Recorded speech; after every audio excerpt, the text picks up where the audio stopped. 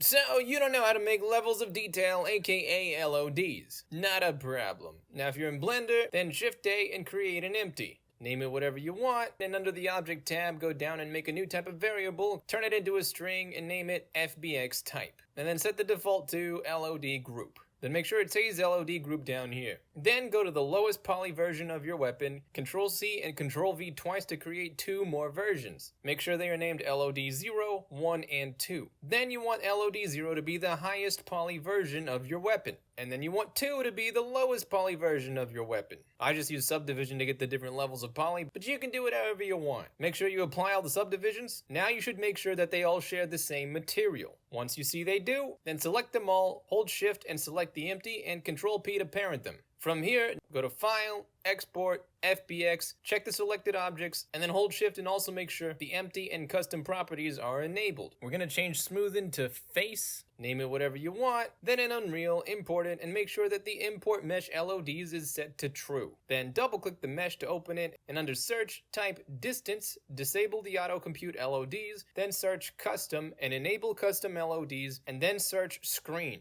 And here you will decide the distance that each level of detail kicks in. On the left side, you will see this thing called screen size, and this represents how much space on the screen your object occupies when the player is looking at it. Obviously, the smaller the screen space, the farther it is away. So if we type 0.27 and 0.07 here, then you can see that when we are super close, the highest LOD kicks in. But as soon as we cross the 0.27 mark, then the middle LOD activates, and if we go all the way beyond the 0.07 mark, the final LOD kicks in, which is super low poly, but it's usually so far away the player is not going to notice. So that's how you do LODs from Blender to Unreal. Hope that helps, and as always, hope you have a fantastic day, and I'll see you around.